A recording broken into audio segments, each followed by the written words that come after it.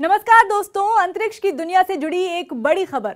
NASA धरती को बचाने के लिए एक नया मिशन लेकर आया है और इसी के परीक्षण के लिए नासा ने 24 नवंबर को भारतीय समय के अनुसार सुबह 11:50 पर अपना स्पेसक्राफ्ट लॉन्च कर दिया।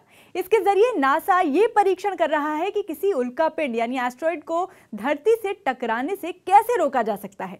इसके तहत नासा अपने स्पेसक्राफ्ट के जरिए उल्कापिंड का रास्ता बदलने की तैयारी में है। भाई ये कैसे होगा, चलिए ये भी जान लेते हैं। इसके लिए सबसे पहले नासा का मिशन डार्ट समझ लेते हैं। नासा ने इस मिशन को डार्ट यानी DART ये नाम जो दिया है, इसका फुल फॉर्म है double asteroid redirection test. Mission में नासा ये पता करने की कोशिश करेगा कि अंतरिक्ष से पृथ्वी की ओर आ रहे किसी उल्कापिंड यानी एस्टेरॉयड को धरती से टकराने से किस तरह रोका जा सकता है। और इसके लिए नासा ने एक स्पेसक्राफ्ट लॉन्च किया है।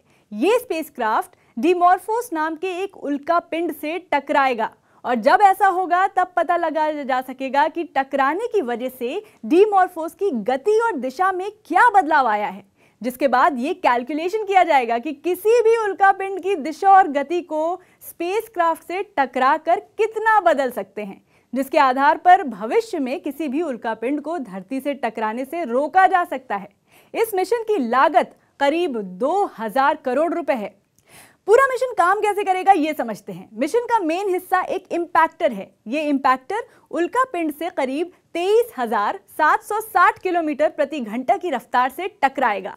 टक्कर की वजह से उल्कापिंड की रफ्तार में करीब 1% की कमी आएगी और इससे उसके ऑर्बिट यानी जिस रास्ते वो घूमता है उसमें बदलाव होगा। ये मिशन कितना अहम है, ये मिशन क्यों जरूरी है, ये भी समझना जरूरी है। आपको लग रहा होगा कि रफ्तार और दिशा में इतने छोटे बदलाव से क्या ही फर्क पड़ेगा। भैया अंतरिक्ष में तो ऐसे उल्कापिंड घूमते ही रहते हैं, धरती पर क्या ही असर होगा और हमको कौन सी चोट पहुंचेगी। तो जरा ये भी सुनिए। इस बात का अंदाजा ऐसे लगाया जा सकता है कि रिपोर्ट्स के अनुसार अगर कोई 100 मीटर का उल्कापिंड भी धरती से टकराता है तो एक पूरे महाद्वीप यानी पूरे कॉन्टिनेंट पर तबाही मचा सकता है। और डिमॉर्फोस तो 100 नहीं बल्कि 160 मीटर में फैला है। तो सोचिए जरा तबाही का आलम क्या हो सकता है।